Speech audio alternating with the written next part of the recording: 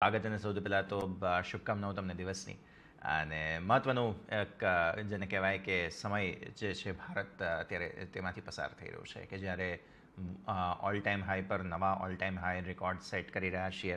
સમગ્ર વિશ્વભરમાં પણ જે છે તે બહારથી પણ ઇન્વેસ્ટમેન્ટ જે આવી રહ્યા છે એના હિસાબથી લોકોને રસપ્રદ લાગી રહ્યું છે અત્યારે ફિલહાલ ભારત. અને આવી સ્થિતિમાં ઇન્ટરેસ્ટિંગ સમય જે છે તે બનતો જોવા મળી રહ્યો છે. તો સૌથી પહેલાં ચર્ચાની શરૂઆત એ જ રીતે કરીએ કે જે ઓપોર્ચ્યુનિટીઝ બની રહી છે અને હાઈઝ પર જે છે તે ખાસ વેચવું ખરીદવું આ જે બધા ડાયલેમાં હોય છે તેની સાથે જ આપણે ચર્ચાની શરૂઆત કરીએ. શ્યોર. સો પહેલા તો ખૂબ આભાર મને બોલાવવા માટે. અને જેમ તમે કહ્યું એમ કે આઈ થિંક અત્યારનો આપણે માહોલ જોઈએ તો ઇન્ડિયન માર્કેટ જે છે ઇન્ડિયન ઇકોનોમી જે છે એક સ્ટેન્ડ આઉટ કરે છે આ ગ્લોબલ સિનારીઓમાં. ઇન્ડિયાના જે ફંડામેન્ટલ્સ છે એ ખૂબ જ સ્ટ્રોંગ છે કમ્પેર ટુ ગ્લોબલ માર્કેટ્સ. ના આપણે ત્યાં હવે ઇન્ફ્લેશનની બહુ ચેલેન્જીસ છે, ના ગ્રોથની ચેલેન્જીસ છે, પોલિસીની બી બહુ અનસર્ટન્ટી નથી જેવી ઘણી બધી ઇમર્જિંગ માર્કેટ્સમાં છે. અને જીઓ પોલિટિકલ ટેન્શન્સ બી નથી જેમ કે આપણા નેબરિંગ કન્ટ્રીઝમાં છે. તો એટલે બધા જ પર્સપેક્ટિવથી ઇન્ડિયામાં પોઝિટિવિટી છે. અર્નિંગ્સ ગ્રોથનું એક સારું મોમેન્ટમ આપણે ઓલરેડી જોયું છે ઇન્ડિયામાં, અને અહીંયાથી એક્સપેક્ટેશન બી કાફી સ્ટ્રોંગ છે અર્નિંગ્સ ગ્રોથની. તો એના ચાલતે આપણે જોયું છે કે ઇન્ડિયા કાફી ફ્લોઝ અટ્રેક્ટ કરી રહ્યું છે. બોથ ડોમેસ્ટિક જે તો સ્ટ્રોંગ રહ્યા છે, બટ હવે આપણે જોઈએ છે કે ગ્લોબલ ફ્લોઝ બી ઇન્ડિયા તરફ કાફી વધવા લાગ્યા છે. 6-8 મહિના પહેલા કદાચ India compare to other emerging markets બહુ જ એક્સપેન્સિવ હતું. પછી આપણે બાકી ઇમર્જિંગ માર્કેટ્સમાં એક રેલી જોઈ. છેલ્લા 6-8 મહિનામાં ઇન્ડિયા થોડું અંડર પરફોર્મ કર્યું. એના કારણે આપણે જોઈએ છે કે હવે આ એક કેચઅપ થઈ રહ્યું છે ફ્લોઝ અને પરફોર્મન્સમાં. તો એ આપણે એક રેલી જોઈ રહ્યા છે.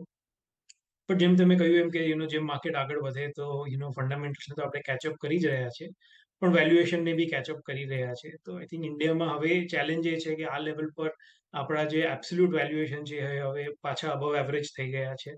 આપણા રિલેટિવ વેલ્યુએશન જે ઇન્ડિયાનું જે પ્રીમિયમ છે બાકી બધી માર્કેટ્સથી એ બી ધીરે ધીરે વધી રહ્યું છે.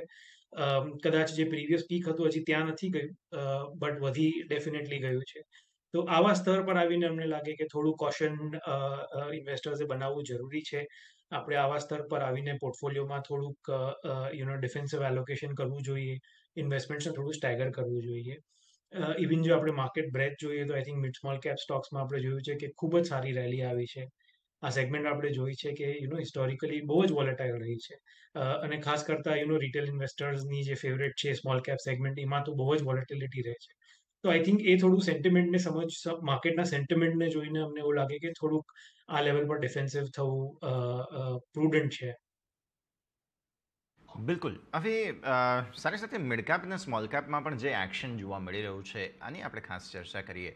બિકોઝ ઓપોર્ચ્યુનિટીઝની વાત આવે છે તો સ્વાભાવિક નેક્સ્ટ બિગ થિંગ શું હોવું જોઈએ તેના પર સૌ કોઈની નજર હોય. અને આવી પરિસ્થિતિમાં બહારનું રોકાણ વધારે થઈ રહ્યું છે. પર્ટિક્યુલરલી તમે સ્મોલ કેપ જુઓ તો ત્યાં જે એફઆઈએસનો ફ્લો છે તે કંઈક અલગ જ લેવલનો છે. આ માટે થઈને હું ખાસ આ સવાલ તમને પૂછી રહ્યો છું. ના, બિલકુલ. ઇનફેક્ટ અમને બી 6-8 મહિના પહેલા સ્મોલ કેપ્સ ખૂબ જ અટ્રેક્ટિવ લાગતા હતા. આઈ થિંક આપણે એક દોઢ વર્ષનું જે માર્કેટનું કન્સોલિડેશન જોયું ઓવરઓલ માર્કેટનું, એમાં સ્મોલ કેપમાં તો ખાસું એવું પ્રાઇસ કરેક્શન બી થયું હતું. એટલે અમને આ સેગમેન્ટ કાફી અટ્રેક્ટિવ લાગતી હતી. આપણે જો ઇન્ડિયાની પરિસ્થિતિ જોઈએ તો લાર્જ કેપ અને સ્મોલ કેપના વેલ્યુએશન્સ ઠીકઠાક હતા. મિડ કેપ ઓલવેઝ એક્સપેન્સિવ હતું. આ રેલી પછી કદાચ થોડા ઓર એક્સપેન્સિવ થઈ ગયા છે મિડ કેપ્સ. તો એટલે જે વેલ્યુ સીકર છે, જેનું થોડું લાંબુ હોરાઇઝન છે ને જેને વેલ્યુ જોઈએ માર્કેટમાં, એને સ્મોલ કેપ તરફ જવું જરૂરી હતું. અને આઈ થિંક એ જ ફ્લોઝ દર્શાવે છે કે ડોમેસ્ટિક નહીં પણ હવે ફોરેન ઇન્વેસ્ટર્સનું ઇન્ટરેસ્ટ જે છે એ સ્મોલ કેપ તરફ વધી રહ્યું છે.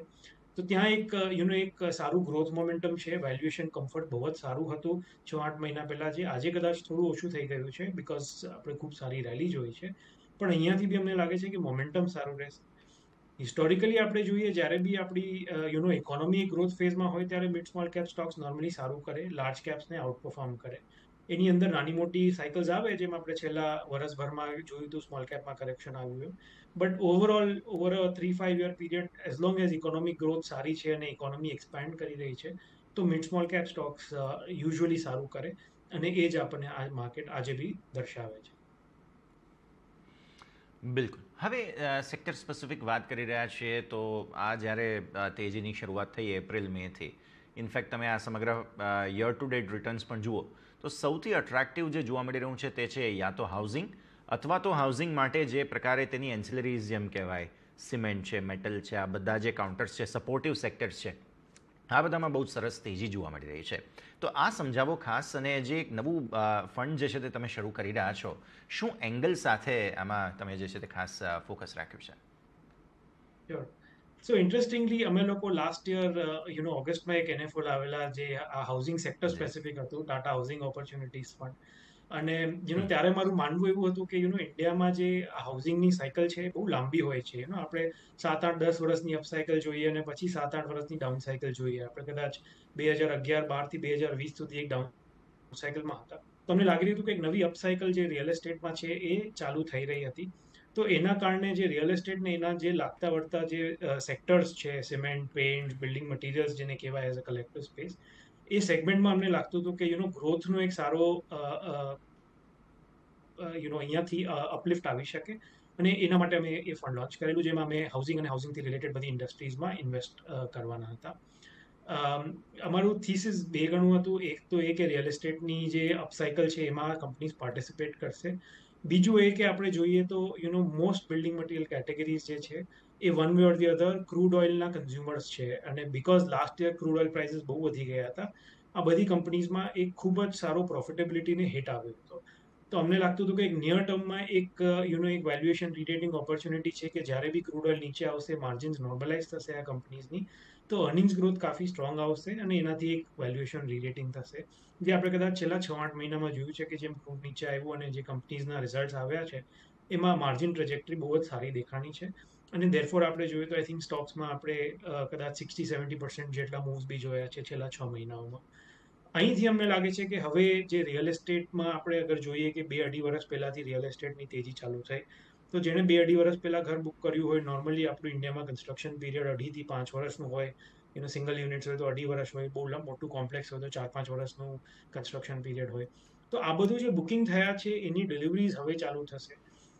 એ ડિલિવરીઝ થવા પછી લોકો ઇન્ટિરિયર્સમાં ખર્ચો કરશે.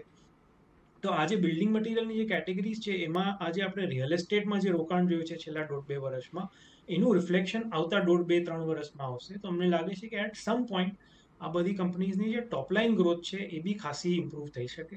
તો અત્યાર સુધી આપણે એક માર્જિન ઇમ્પ્રુવમેન્ટ સ્ટોરી જોઈ છે જેના પાછળ વેલ્યુએશન ઇમ્પ્રૂવ થયા છે. અહીંથી અમને લાગે છે નેક્સ્ટ 3 વર્ષમાં કદાચ ટોપલાઇન ગ્રોથ ઇમ્પ્રુવમેન્ટ એક સ્ટોરી થશે અને ધેરફોર આ વેલ્યુએશન અહીંથી સસ્ટેન કરી શકે. આ બધી કેટેગરીઝ કાફી નાની છે આપણા દેશમાં એન્ડ ધેરફોર ફાસ્ટ ગ્રોઈંગ છે. ખરાબ ટાઈમમાં બી આ બધાએ 10-12% વોલ્યુમ ગ્રોથ બતાવ્યું છે. તો સારા ટાઈમમાં એક્સપેક્ટેશન છે કે એટલીસ્ટ આનાથી ફાસ્ટર વોલ્યુમ ગ્રોથ આવશે અને પછી થોડું ઓપરેટિંગ લેવરેજ આવીને બોટમ લાઇન ગ્રોથ આનાથી ઓર ફાસ્ટર થઈ શકે. તો એક સારી આલ્ફા ઓપોર્ચ્યુનિટી છે આ સેગમેન્ટમાં. એ થોટ પ્રોસેસથી અમે આ ફંડ લોન્ચ કર્યું હતું. સો far everything is going as per expected lines અને પરફોર્મન્સ ખાસું સારું રહ્યું છે. બિલકુલ, બહુ જ સરસ એક્શન આ સેક્ટરમાં આપણને જોવા મળેલું છે. અને ત્યારબાદ જો હવે આપણે સેક્ટર સ્પેસિફિક ચર્ચા કરીએ તો ઓબ્વિયસલી સોફાર જે આઈટી કંપનીઓ અને જે એક્શન જોવા મળી રહ્યું છે અહીંયા, તેના પર છે. નવી ડીલ્સને લઈને થોડા પ્રોબ્લેમ્સ અને આ તે બધી પરિસ્થિતિઓ ખાસ આપણે એક તો ચર્ચા કરીએ. અને જે પ્રકારે સેન્ટિમેન્ટ બની રહ્યા છે, નવી ડીલ નહીં તો પછી રીનેગોશિએટ કરીને કંઈક અલગ જ પ્રકારે જે છે તે ખાસ સિનર્જીસ બની રહી છે આઈટી કંપનીઓ માટે થઈને, અને આપણે તેજસ કઈ રીતે સમજીશું? તો તમે ખૂબ સારો ટર્મ યુઝ કર્યો, સેન્ટિમેન્ટ. આઈ થિંક આ આખા સેક્ટરમાં થોડું સેન્ટિમેન્ટલ ઇશ્યુઝ છે કે એક્સપેક્ટેશન ઘણા સમયથી એ ચાલી રહી છે કે યુએસમાં કદાચ રિસેશન આવશે બિકોઝ ત્યાં ઇન્ટરેસ્ટ રેટ્સ ખૂબ વધ્યા છે. ઓવરઓલ ડેવલપ વર્લ્ડ સ્લોડાઉન થશે એવી એક્સપેક્ટેશન છે. એન્ડ નોર્મલી જ્યારે ઇકોનોમિક સ્લોડાઉન આવે તો કંપનીઝ પોતાના એક્સપેન્ડિચર બી કટ કરે. એન્ડ ધેરફોર એ એક્સપેક્ટેડ હતું કે આઈટી કંપનીઝમાં ક્લાયન્ટના બજેટ કટ થશે તો અમને ઓર્ડર બુક્સમાં પ્રોબ્લેમ થશે. એ એક્સપેક્ટેશનથી અમે સેક્ટરમાં થોડા અંડરવેટ પોઝિશન હતા અને હજી બી છીએ. યસ, છેલ્લા 3-6 મહિનામાં જે ઇન્ક્રિમેન્ટલ ડીલ ફ્લોઝના ન્યૂઝ આવી રહ્યા હતા તો એમ લાગતું હતું કે કદાચ થિંગ્સ ટર્ન થઈ રહી છે. બટ જે રિઝલ્ટ્સ આવ્યા છે એમાં આપણે જોયું કે ઘણા બધા ડાઉનગ્રેડ્સ આવ્યા છે. તો હજી બી આની ક્લેરિટી નથી આપણને કે આ ગ્રોથ રેટ્સ ક્યાં સેટલ થશે. પ્રી કોવિડ 4-8% ગ્રોથ હતી.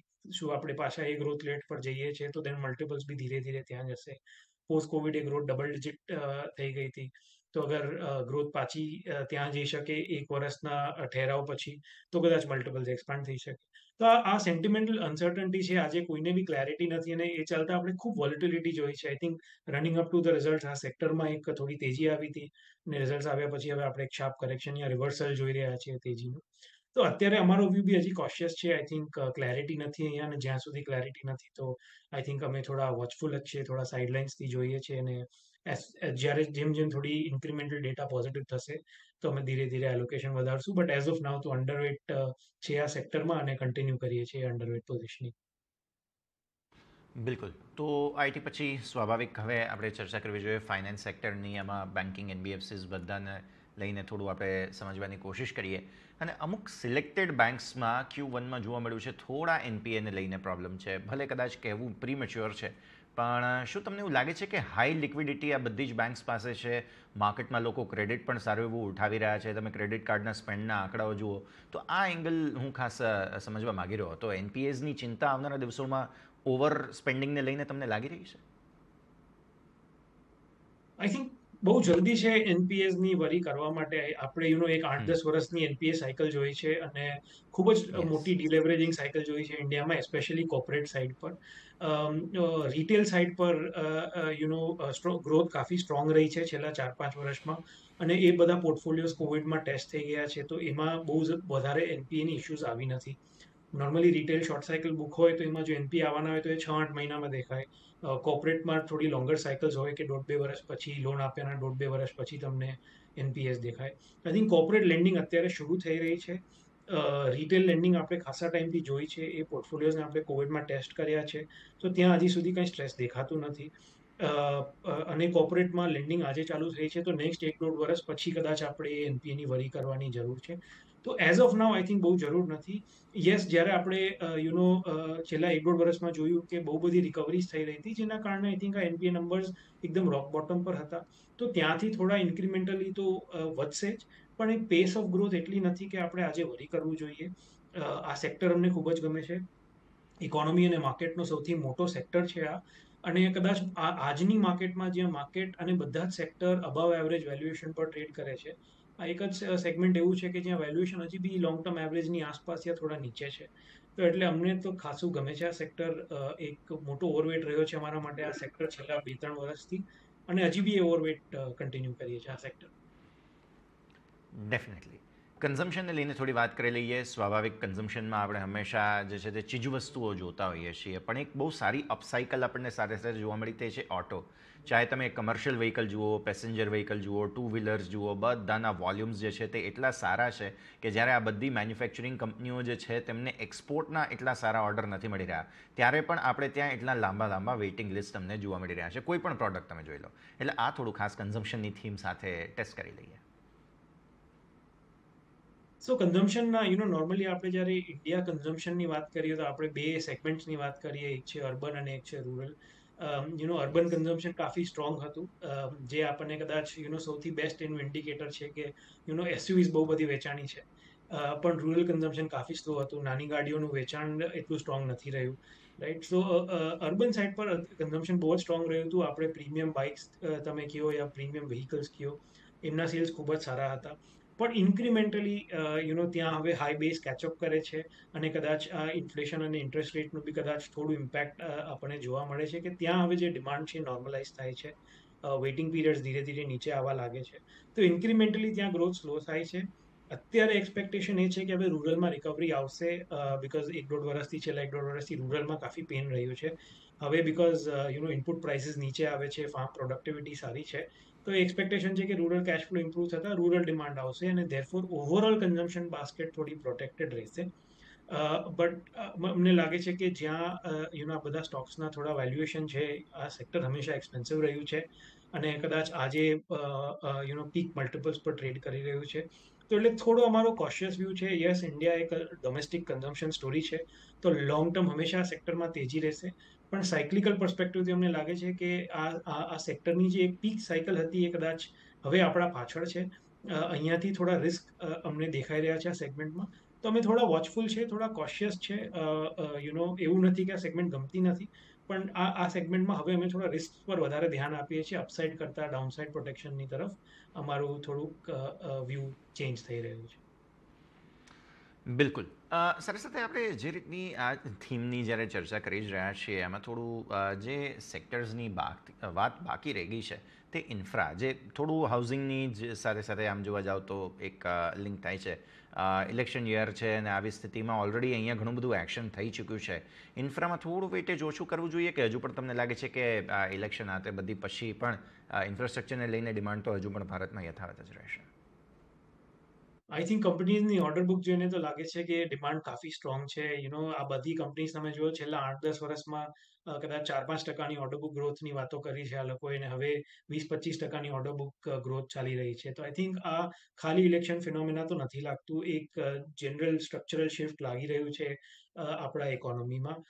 તો એટલે અમને લાગે છે કે હજી બી અહીં ઇન્વેસ્ટેડ રહેવું જોઈએ. ઇનફેક્ટ આજે આપણે ઇન્ફ્રા અને ઇન્ડસ્ટ્રીયલ્સ જે બે સેગમેન્ટને ભણાવીએ કે એવી બધી કંપનીઝ જે આ બધી ઇન્ફ્રાસ્ટ્રક્ચર કંપનીઝને પ્રોડક્ટ યા સર્વિસીસ સપ્લાય કરે, એવી બધી કંપનીને જોડી લઈએ તો અમને લાગે છે અમારું સૌથી વધારે ફોકસનું સેગમેન્ટ છે, જેમાં આપણે મેન્યુફેક્ચરિંગ અને ઇન્ફ્રા રિલેટેડ કંપનીઝ જોઈએ તો. અને વેલ્યુએશન બી ખાસા રિઝનેબલ છે અહીંયા. માર્જિન ઓપોર્ચ્યુનિટી બી સારી છે. કમોડિટી પ્રાઇસીસ નીચે આવે છે, આ બધાને એનો ખૂબ લાભ થશે, અને ગ્રોથ બી એક સ્ટ્રોંગ ટ્રેજેક્ટરી પર છે.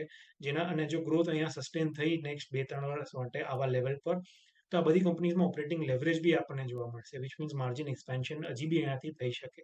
એન્ડ ધેરફોર વેલ્યુએશન ઓર કદાચ રિઝનેબલ લાગશે આપણને 2 વર્ષ આગળ જોઈને.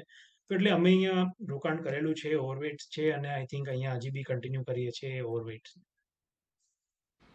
હેલ્થકેર માટે હું થોડું સમજવા માંગી રહ્યો હતો, બિકોઝ આપણે જોઈ રહ્યા છીએ થોડું અંડર પરફોર્મન્સ ફાર્મા હોય કે હેલ્થકેર હોય, આ બધામાં જોવા મળેલું છે. પછી આમાં ઘણા અંદર વર્ટિકલ્સ છે, પણ ઇન જનરલ જ્યાં સુધી વાત આવે છે તો કોવિડ પછીની સ્થિતિ જે છે તે એક વોલ્યુમ ડ્રોપ આ તે બધી વસ્તુઓ અહીંયા જોવા મળેલી છે.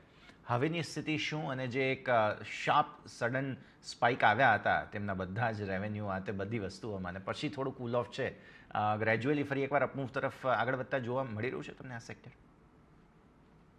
તો ઇન જનરલ અમારી પોઝિશનિંગ છે કે ડોમેસ્ટિક કંપનીઝ પર વધારે ફોકસ કરો, બીકોઝ ડોમેસ્ટિક ઇકોનોમી સ્ટ્રોંગ છે. ગ્લોબલ ઇકોનોમીઝમાં બહુ ચેલેન્જીસ છે, and therefore export oriented sectors પર થોડું ઓછું ધ્યાન છે. સો આઈટી થઈ ગયું, ફાર્મા થઈ ગયું, આવી સેગમેન્ટ્સમાં થોડું એલોકેશન ઓછું રાખવું જોઈએ relatively compare to domestic economy. But within that I think pharma, જેમ તમે કહ્યું એમ, કે છેલ્લા 1-1.5 વર્ષમાં ખાસો પેન લીધો છે આ સેક્ટરે. બે ઇશ્યુઝ થઈ ગયેલી. એક કે ઓવર સપ્લાય થયેલું કોવિડ પીરિયડમાં, તો ઇન્વેન્ટ્રીઝ બહુ વધી ગઈ હતી એન્ડ કસ્ટમર પાસે. એ ઇન્વેન્ટરી કરેક્શન આપણે જોયું, જેના કારણે ટોપલાઇન નથી વધી, અને સામે સામે ઇનપુટ પ્રાઇસીસ ખાસા વધી ગયા હતા, અને ધેરફોર માર્જિન પ્રેશર બી આપણે ઘણી બધી કંપનીઝમાં જોયું છે. ધીરે ધીરે અમને લાગે છે કે આ બંને ફેક્ટર્સ જે છે નોર્મલાઇઝ થઈ રહ્યા છે. હજી બી આ બધી કંપનીઝને કાફી પ્રાઇઝિંગ પ્રેશર છે યુએસ જેવી માર્કેટ્સમાં, બટ ઇન્ક્રિમેન્ટલ ડેટા એ કહે છે કે કદાચ એ પેસ ઓફ પ્રાઇઝિંગ પ્રેશર ઓછું થઈ રહ્યું છે. એટલે થોડું ન્યુટ્રલિશ પોઝિશનિંગ છે અહીંયા, કે ઇન્ક્રિમેન્ટલી થોડું પોઝિટિવ ડેટા ફ્લો આવે છે, બટ હજી બી એકદમ 100% ક્લેરિટી નથી. તો બહુ મોટું અંડરવેટ નથી આ સેક્ટરમાં. સેગમેન્ટ સારી છે, સ્ટ્રક્ચરલ ગ્રોથ છે, વેલ્યુએશન રિઝનેબલ થઈ ગયા છે, ને ઇન્ક્રિમેન્ટલ ડેટા ફ્લો થોડું પોઝિટિવ તરફ જઈ રહ્યું છે. એટલે ન્યુટ્રલિશ પોઝિશનિંગ અમે અહીં રાખી છે, અને વોચફુલ છે ઇન્ક્રિમેન્ટલ ડેટા માટે. બિલકુલ. તો આ બધા સંકેતો પર નજર રહેશે. તેજસ, ખૂબ ખૂબ આભાર આપનો અમારી સાથે જોડાવા માટે અને આ સમગ્ર ચર્ચામાં ભાગ લેવા માટે. Thank you.